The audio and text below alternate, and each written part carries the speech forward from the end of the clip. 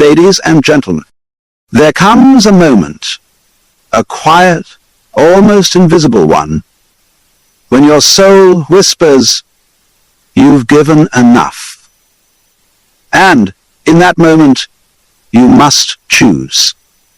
Not between right or wrong, but between shrinking for acceptance or walking for respect. You see, the tragedy isn't being unappreciated.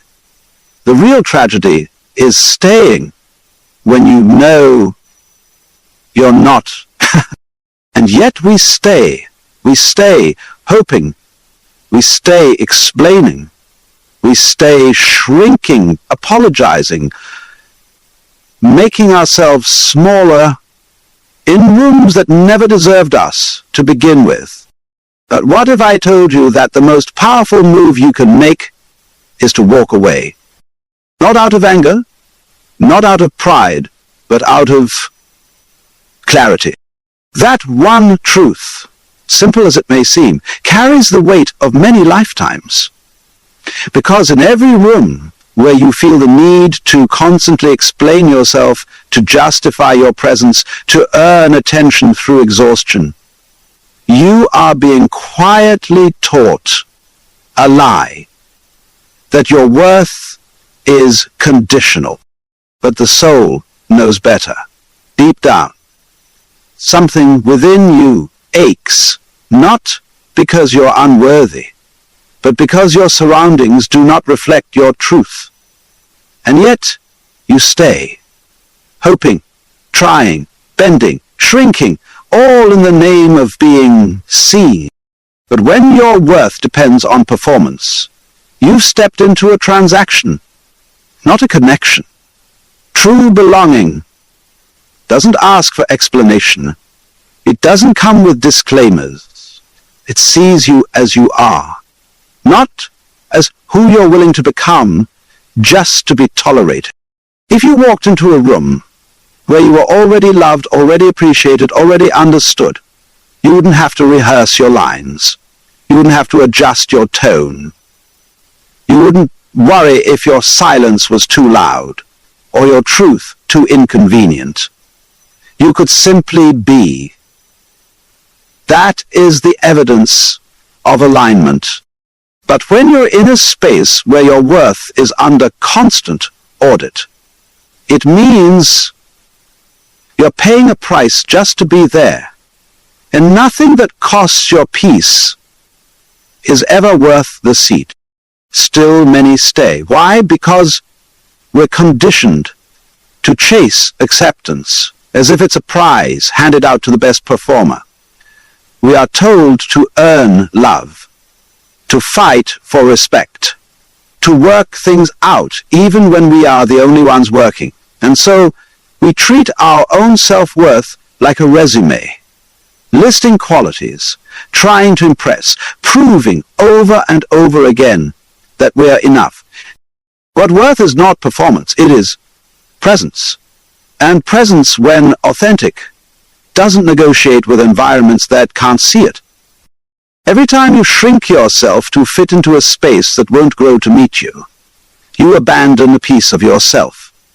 You lose your light, inch by inch, compromise by compromise, until one day you forget what it even felt like to stand tall in your truth.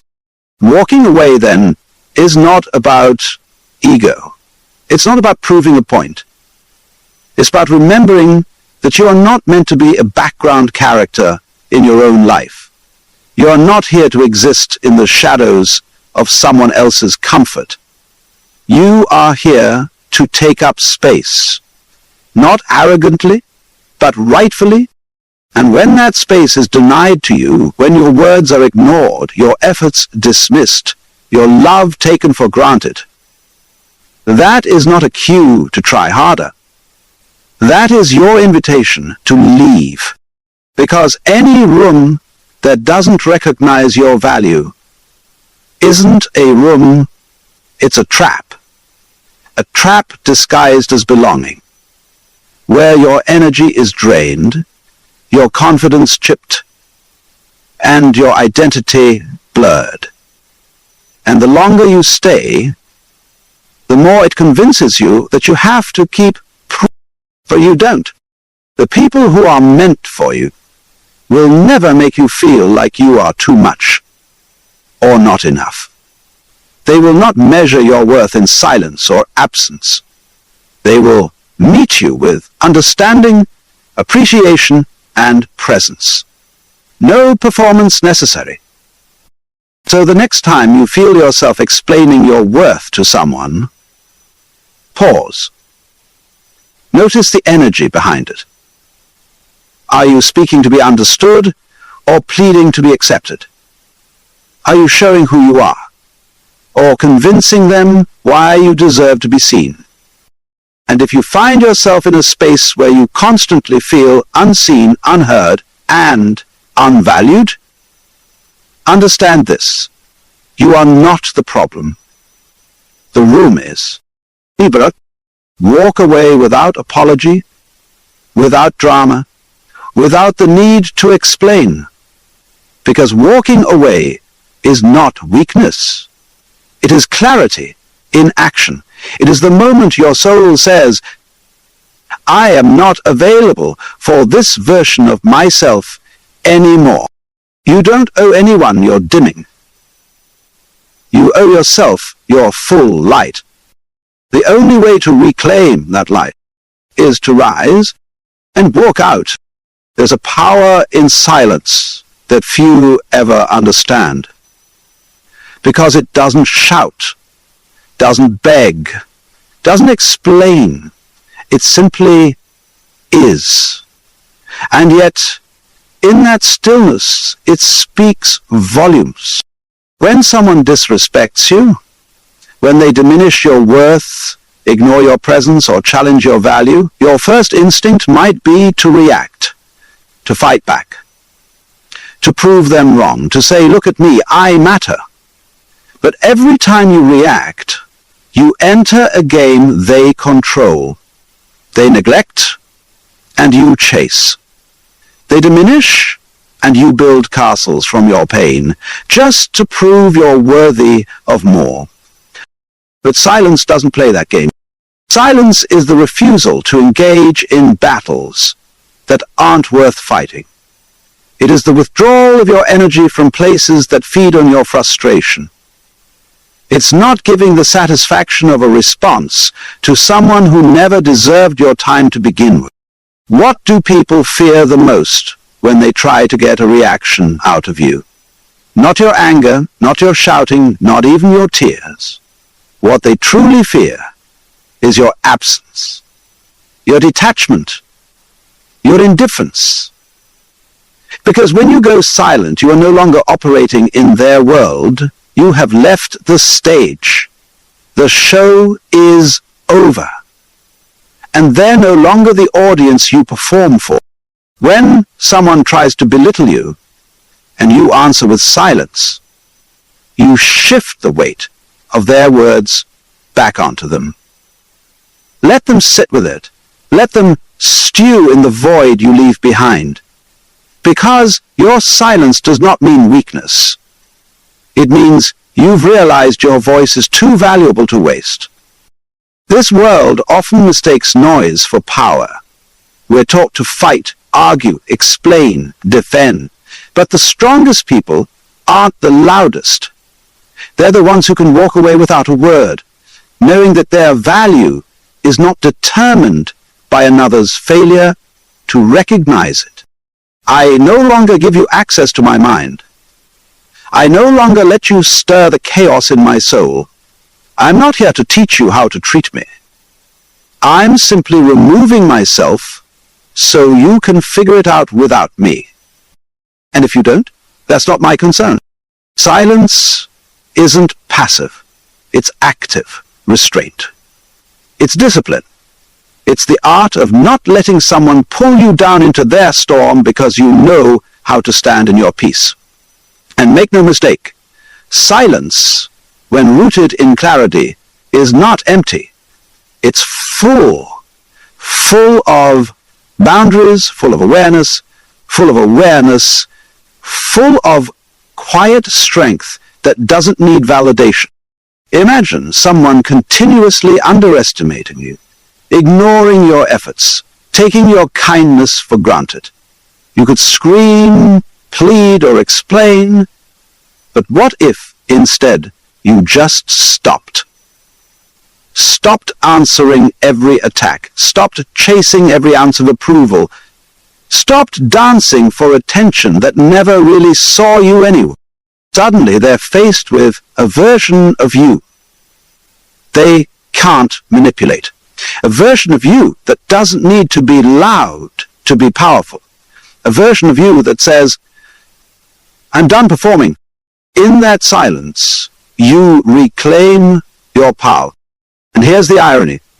The more you speak, the more they resist. But the moment you stop, truly stop, their hold weakens. Your silence becomes a mirror they cannot escape. It forces them to hear what you're no longer saying, to feel the weight of your absence more than they ever felt the presence you once gave so freely. Not everyone will hear your silence, and that's okay. Silence isn't a message for them. It's a message to yourself that you are no longer accessible to anything that drains you, that you choose peace over noise, that you honor your dignity above all. When you learn to respond with silence, you stop trying to win people over, and you start protecting your own space. You start listening more to what feels right than what looks right. And you begin to understand that not every insult needs a comeback. Not every wound needs to be explained. Not every goodbye needs to be loud, because the loudest goodbye is often the one with no words at all. So when they fail to appreciate you, when they test your patience, when they try to provoke a reaction from your soul, don't shout. Don't plead. Don't beg. Just be silent and let that silence echo everything they failed to hear when you were still speaking. We are taught from a young age that staying is a virtue, that commitment is strength, that enduring mistreatment somehow makes you noble. But what if that belief is not strength, but conditioning? What if the real courage lies not in holding on, but in letting go, in walking away? Not with bitterness, not with revenge in your heart, but with quiet clarity that says, this no longer serves me.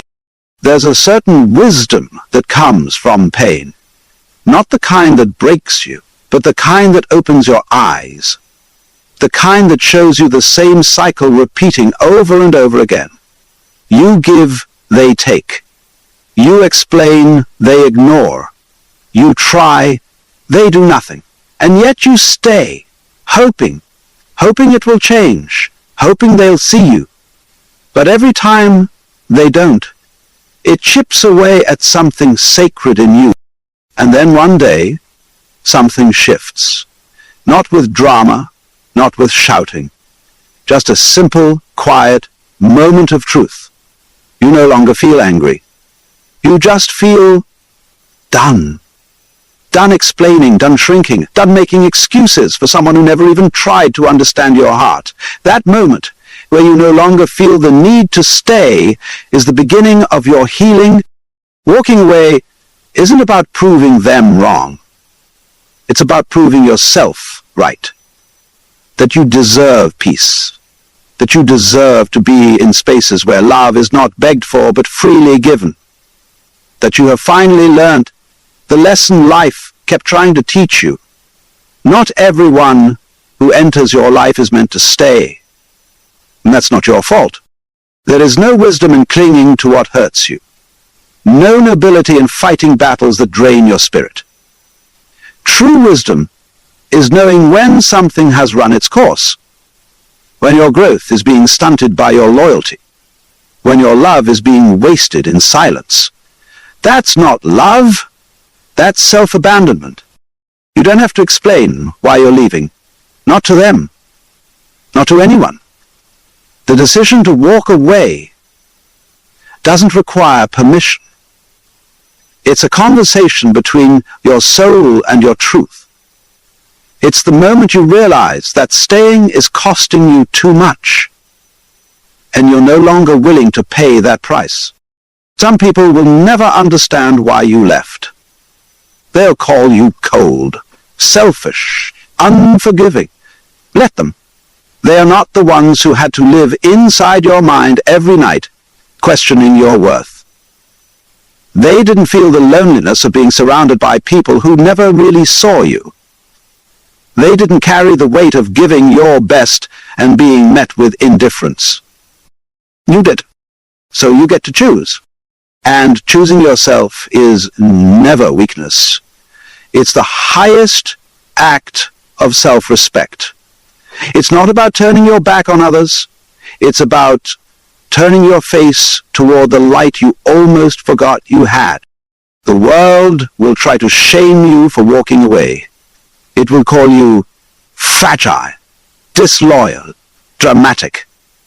But those labels come from people who benefit from your silence, who fear your clarity, who are uncomfortable with boundaries because they built their comfort on your confusion.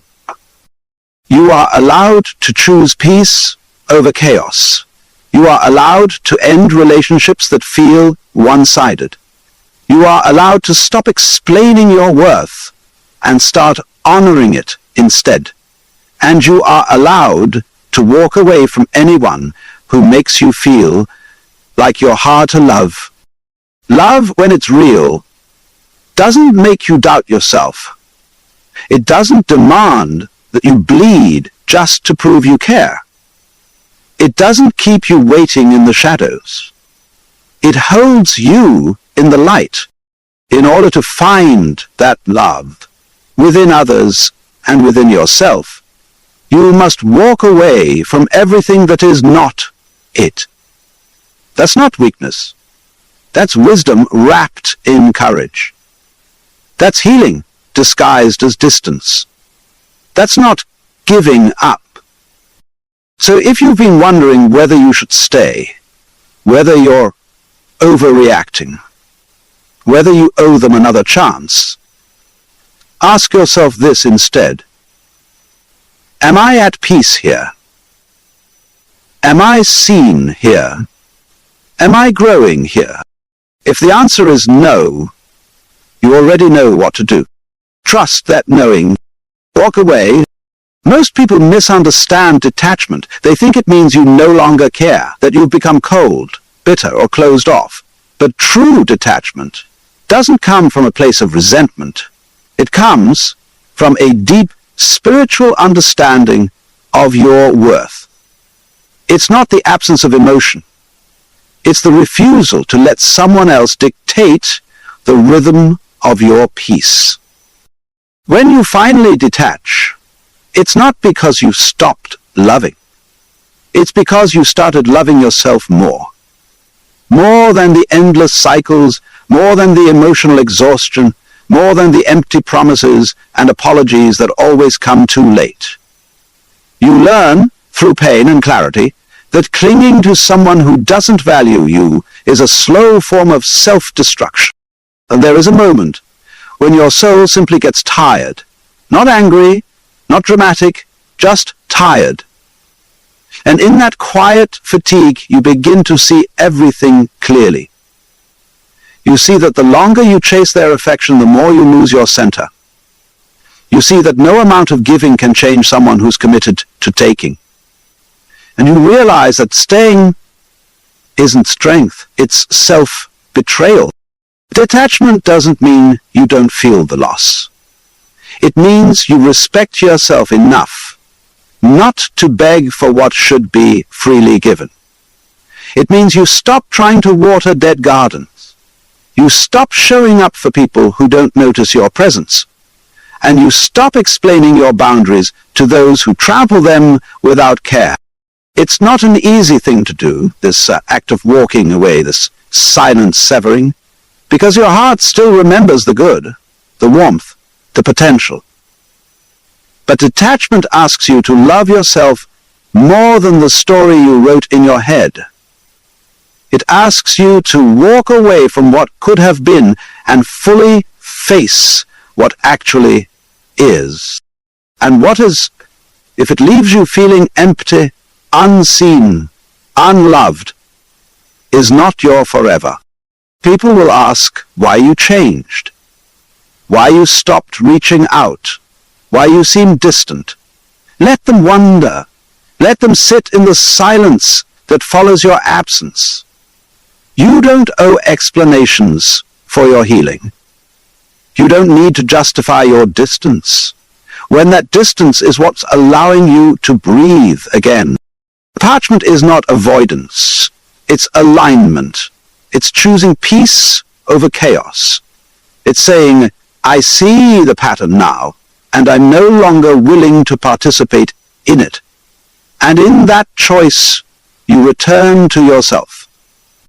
You stop waiting for their validation. You stop hoping they'll finally see your work.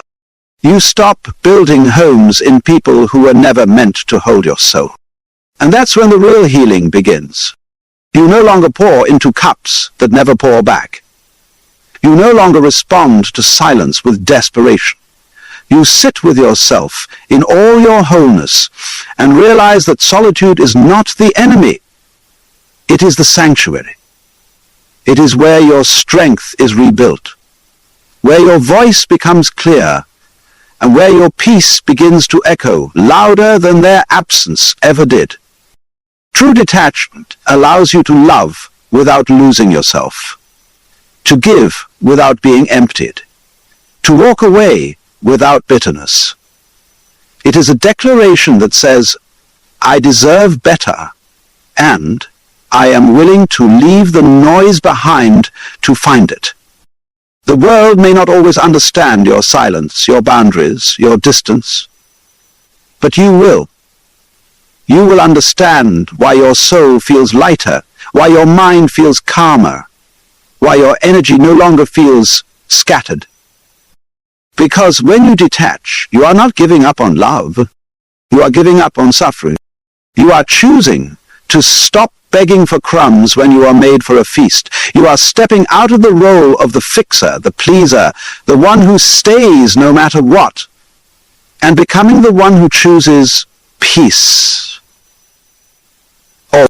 So when they no longer appreciate you, no longer see you, no longer respect the effort you bring, detach, not to punish them, but to protect yourself. Let your silence speak. Let your absence teach them. Let your peace be the loudest thing they remember. Detachment isn't weakness. It's the highest form of self-respect in motion. There's a quiet ache that settles in your chest when you begin to feel yourself shrinking.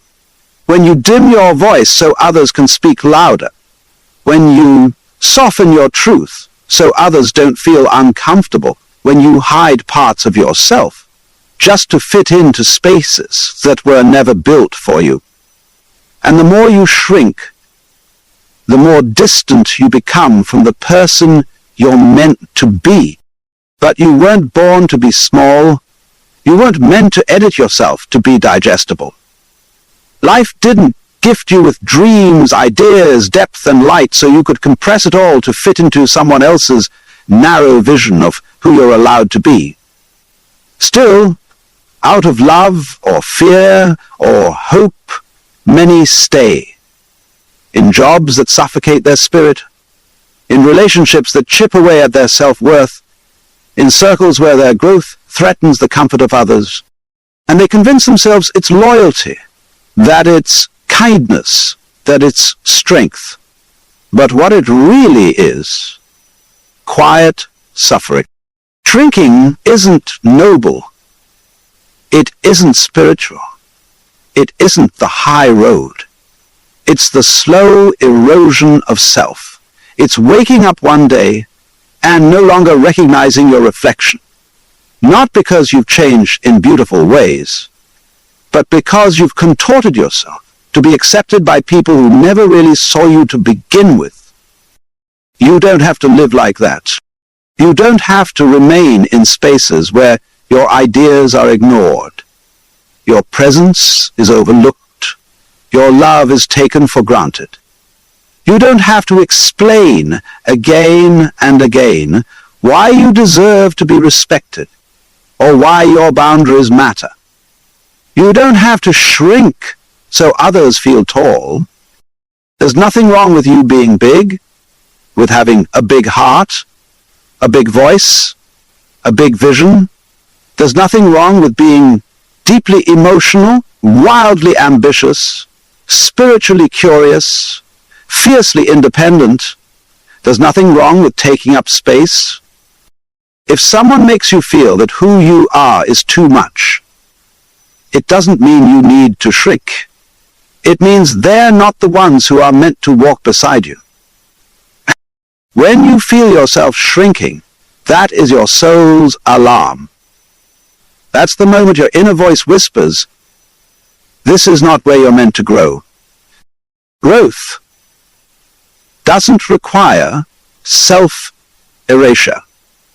Real growth happens where there's sunlight, nourishment, expansion, not where you're curling inwards to survive. And the beautiful truth is, you are allowed to leave places that cannot hold your fullness. You are allowed to outgrow people.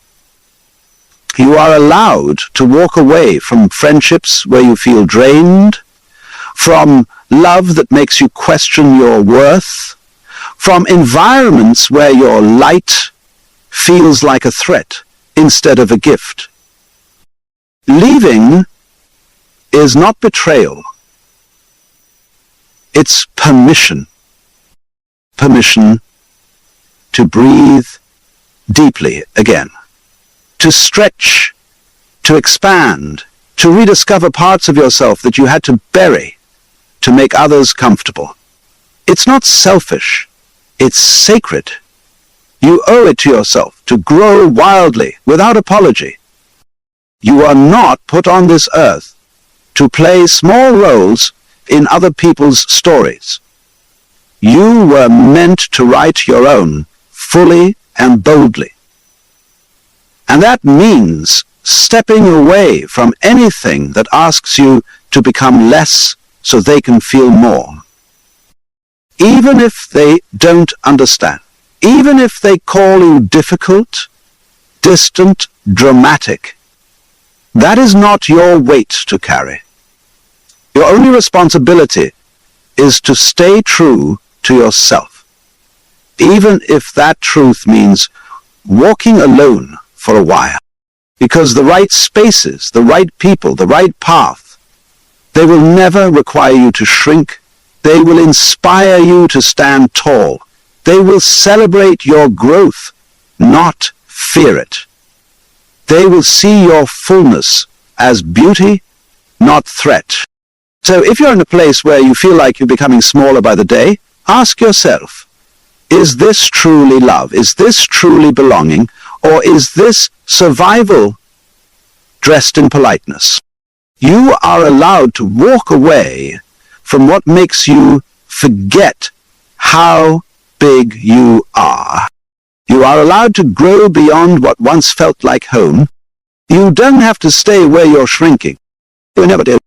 There's a moment in life, often quiet and uneventful, when something shifts inside of you. You don't scream. You don't slam the door. You don't make a dramatic exit. You simply exhale and say, enough. Not out of anger, but out of clarity. Because eventually you come to see that staying in the wrong place with the wrong people under the wrong expectations costs more than leaving ever will. Society has taught us that endurance is strength, that staying no matter what is a virtue, that walking away means giving up. But sometimes the bravest thing you can do is step away from what's familiar. because endurance without joy is not strength, it's suffering. And loyalty without mutual respect is not love. It's self-abandonment. There's a wisdom that only comes from choosing yourself, not once, but over and over again. A wisdom that says, I no longer have to bleed to prove I'm alive. A wisdom that whispers, I don't need to stay here just because I once loved it. Growth isn't always loud. Sometimes it looks like quietly removing yourself from what no longer aligns with your soul. So many stay. Stay in relationships where they're not heard, stay in jobs that drain their spirit, stay in friendships that feel more like obligation than joy. Why? Because walking away is terrifying. It's filled with uncertainty, discomfort, and the fear of regret. But here's what's more terrifying. Staying stuck, staying stagnant, staying small. Walking away is an act of liberation. It's not about escape. It's about returning to yourself. It's saying,